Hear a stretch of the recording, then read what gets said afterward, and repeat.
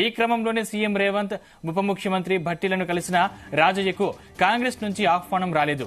ఈ క్రమంలో బీఆర్ఎస్ అధినేత కేసీఆర్ వరంగల్ పార్లమెంటు టికెట్ ను కడియం కావ్యకు ఇస్తున్నట్లు ప్రకటించారు. అయితే టికెట్ దానిని నిరాకరించిన కావ్య కాంగ్రెస్ పార్టీలో చేరి అక్కడి నుంచి టికెట్ తీసుకున్నారు. అప్పటి నుంచి రాజయ్య బీఆర్ఎస్ తనకు వరంగల్ పార్లమెంటు టికెట్ ఇస్తుందని ఆశించినా అక్కడ నిరాశ ఎదురైంది. ఈ సమయంలో తాటికొండ రాజయ్యను స్టేషన్ ఘన్పూర్ నియోజకవర్గ బాధ్యతలను కేసీఆర్ అప్పగించారు.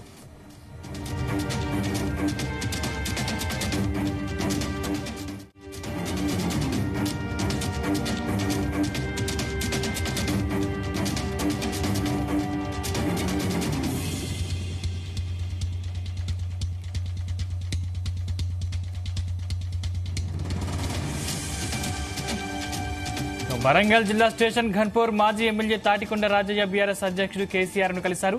ఈ సందర్భంగా ఆయనకు స్టేషన్ ఘన్పూర్ బాధ్యతలు అప్పగించారు కేసీఆర్. ఘన్పూర్ నియోజకవర్గ బాధ్యతలు చూసుకోవాలని సూచించారు. వరంగల్ బీఆర్ఎస్ ఎంపీ అభ్యర్థిగా పోటీ చేస్తున్న డాక్టర్ సుధీర్ కుమార్ గెలుపునకు కృషి చేయాలని రాజయ్యను కోరారు కేసీఆర్. రాజయ్య కొంతకాలంగా బీఆర్ఎస్ అధిష్టానంపై అసంతృప్తిగా ఉన్నారు. స్టేషన్ ఘన్పూర్ బీఆర్ఎస్ టికెట్ ఆశించినా రాజయ్యకు అది దక్కలేదు. దీంతో కాంగ్రెస్ పార్టీకి చేరువయ్యారు. ఈ క్రమంలోనే సీఎం రేవంత్ ఉప ముఖ్యమంత్రి భట్టీలను కలిసిన రాజయ్యకు కాంగ్రెస్ నుంచి ఆహ్వానం రాలేదు. ఈ క్రమంలో బీఆర్ఎస్ అధినేత కేసీఆర్ వరంగల్ పార్లమెంటు టికెట్ ను కడియం కావ్యకు ఇస్తున్నట్లు ప్రకటించారు. అయితే టికెట్ దానిని నిరాకరించిన కావ్య కాంగ్రెస్ పార్టీలో చేరి అక్కడి నుంచి టికెట్ తీసుకున్నారు. అప్పటి నుంచి రాజయ్య బీఆర్ఎస్ తనకు వరంగల్ పార్లమెంటు టికెట్ ఇస్తుందని ఆశించినా అక్కడ నిరాశ ఎదురైంది. ఈ సమయంలో తాటికొండ రాజయ్యకు స్టేషన్ ఘన్పూర్ నియోజకవర్గ బాధ్యతలను కేసీఆర్ అప్పగించారు.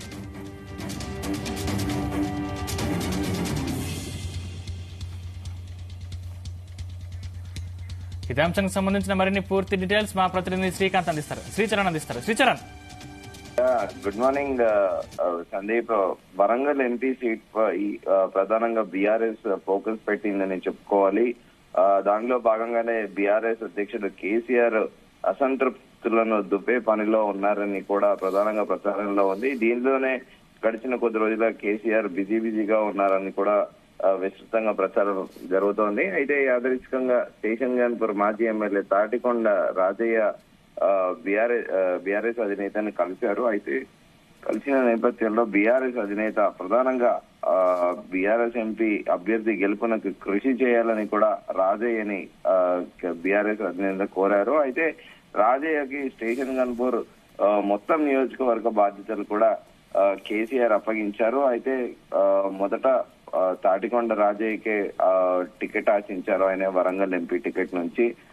అయితే ఆయనకి ఇవ్వకుండా కడియం శ్రీహరి కూతురు కడియం కావ్యకి ఇచ్చినప్పటికీ కడియం కావ్య బీఆర్ఎస్ అధినేతకు ఒక లెటర్ రాసి ప్రస్తుతము ఈ ఫోన్ ట్యాపింగ్ వ్యవహారంతో పాటు ఈ అవినీతి అని విస్తృతంగా మీడియాలో కథనాలు వెళ్తున్నాయి. ఈ నేపథ్యంలో నేను బీఆర్ఎస్ పార్టీ నుంచి నేను పోటీ చేయలేను, పార్టీకి వస్తున్న ఈ పేరు ఈ బీఆర్ఎస్ పార్టీ నుండి నేను పోటీ చేయలేనని కూడా ప్రధానంగా లెటర్ రాసి పార్టీకి రాజీనామా ఇచ్చి మరి నెక్స్ట్ ఇమీడియట్ గా కాంగ్రెస్ లో వెళ్లి టికెట్ తెచ్చుకున్న నేపథ్యంలో అయితే రాజయ్య కూడా తాటికొండ రాజయ్య కూడా స్వతహా డాక్టర్, మొదటి నుంచి కూడా వరంగల్ జిల్లాలో కొంత మేరకు ఆయన కూడా ప్రభావం చూపగలరు.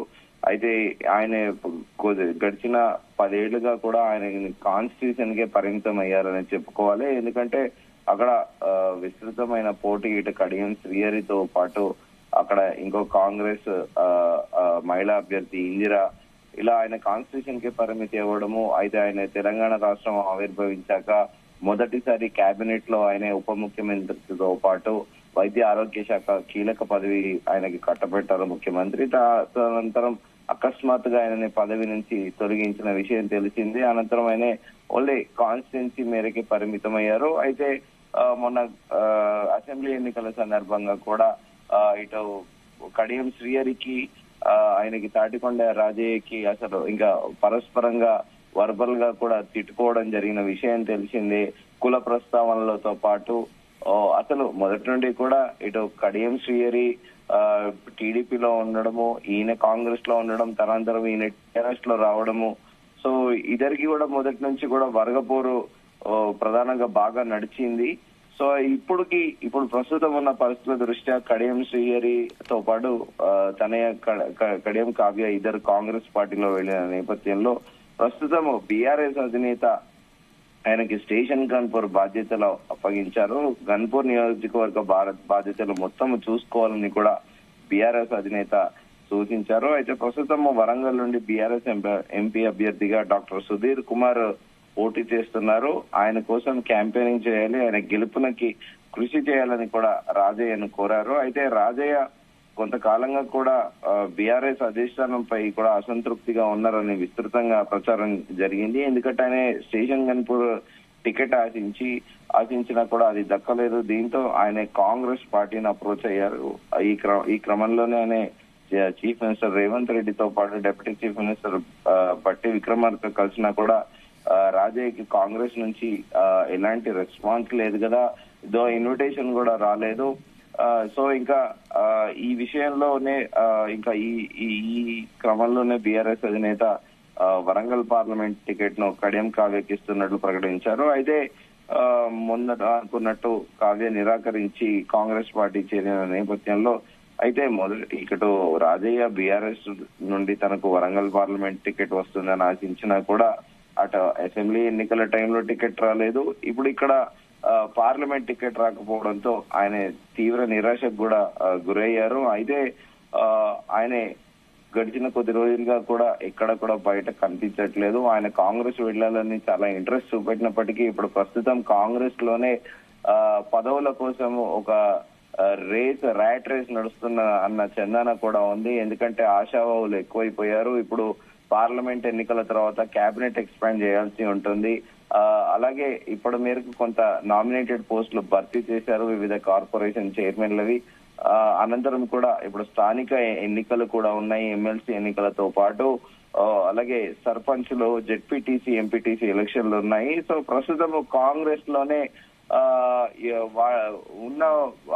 ఉన్న ఆశావాహులకి పదవులు ఇవ్వలేక కాంగ్రెస్ ఇబ్బంది పడుతుంది. కొత్తగా వచ్చే వాళ్ళకి ప్రామిసింగ్ గా ఎంపీ టికెట్లు తో పాటు ఏమైనా నామినేటెడ్ పదవులు ఇవ్వలేని పరిస్థితిలో ప్రస్తుతం కాంగ్రెస్ ఉంది. సో తాటికొండ రాజయ్య కూడా స్వయంగా ముఖ్యమంత్రి రేవంత్ రెడ్డితో టచ్ లోకి వెళ్ళడము, అలాగే డిప్యూటీ సీఎం తో పాటు కలిసినా కూడా పెద్దగా వాళ్ళ రెస్పాన్స్ అవ్వకపోవడం కూడా ప్రధాన కారణం ఇది. ఎందుకంటే ఉన్న వాళ్ళనే వాళ్ళు పాసిఫై చేయలేక చాలా ఇబ్బంది పడుతున్నారు. ఇప్పుడు కొత్తగా తలనొప్పి తెచ్చుకొని పెట్టుకునే పరిస్థితిలో కూడా కాంగ్రెస్ పార్టీ లేదు అనేది కూడా ప్రధానంగా గాంధీ భవన్ వర్గాలు అంటున్నాయి. అయితే ఇప్పటికైతే అట్లీస్ట్ ఉద్యమాల గడ్డ, పోరాటాల గడ్డగా కూడా పేరొందిన వరంగల్ పైన ప్రత్యేకంగా బీఆర్ఎస్ అధ్యక్షుడు కేసీఆర్ ఫోకస్ పెట్టారు. ఎందుకంటే మలిదశ తెలంగాణ ఉద్యమంలో కూడా ఇటు కాకతీయ యూనివర్సిటీ విద్యార్థులు కానీ యావత్ వరంగల్ జిల్లా ఇటు ఉస్మానియా యూనివర్సిటీతో పాటు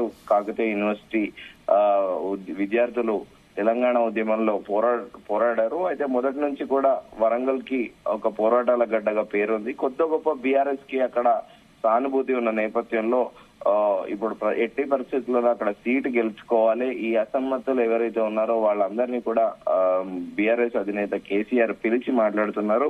సో దానిలో భాగంగానే తాటికొండ రాజయ్య కూడా పిలిచి రెస్పాన్సిబిలిటీ ఇచ్చారు. మొత్తం స్టేషన్ గన్పూర్ కాన్స్టిట్యున్సీకి సంబంధించి, అసెంబ్లీ కాన్స్టిట్యున్సీకి సంబంధించి మొత్తం మీరే చూసుకోవాలి. అండ్ అక్కడ వరంగల్ బీఆర్ఎస్ అభ్యర్థికి పూర్తి స్థాయిలో సహకరించి ఆయనని గెలిపించాల్సిందిగా కూడా బీఆర్ఎస్ అధినేత కోరినట్లు సమాచారం. Sandeep, thank you Sricharan.